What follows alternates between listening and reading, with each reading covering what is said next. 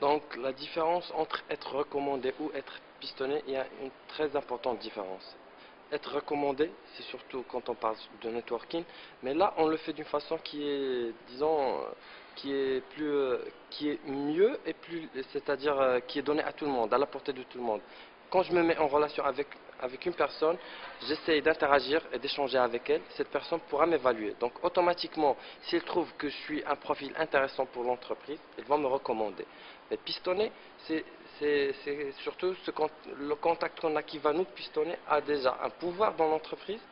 Et aussi, c'est que peu importe, je dis peu importe, c'est-à-dire plus ou moins, mais peu importe ce que je possède en termes de compétences, j'ai plus de chances à intégrer. Et ça, c'est donc quand on parle du networking, c'est essayer c'est-à-dire de donner la chance à tout le monde afin qu'ils construisent leur propre réseau et être recommandés pour un emploi ou un stage.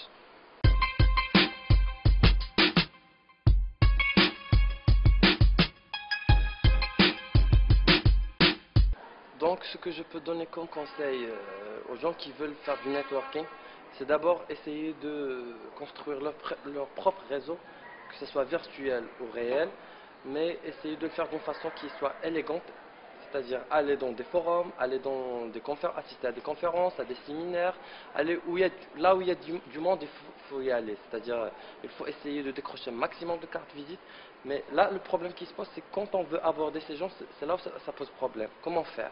D'abord, supposons que je suis là avec mon verre de jus et on est dans une pause café, il y a un groupe qui m'intéresse, c'est-à-dire il y a une personne de ressources humaines dans une entreprise qui m'intéresse et qui est là.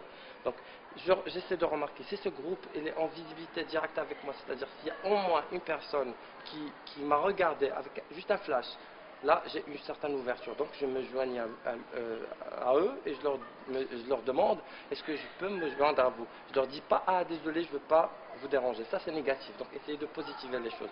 Eux automatiquement ils vont vous dire oui bien sûr et j'essaie de suivre la conversation, j'essaie d'écouter plus et par la suite j'essaie de parler. Là ils vont se faire une impression sur moi et automatiquement par la suite j'essaie de décrocher leur carte visite et leur envoyer un mail automatiquement par la suite et avoir quelques échanges par mail ou sur des forums sur internet et après peut-être qu'ils vont m'aider, je leur demande directement à ce moment là, je peux leur demander. Donc il faut aller vers les gens, il faut surtout aller vers les gens, mais je le dis ou je le redis, il faut le faire d'une façon plus élégante.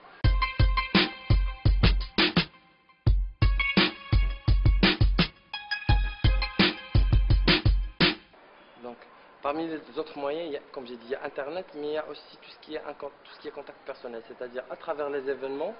Si je suis étudiant, j'essaie d'organiser un maximum d'événements, inviter des gens, des professionnels, et ça me permettrait d'avoir un échange et avoir un contact direct. Et ça, c'est plus efficace. Les contacts directs, c'est mieux qu'Internet.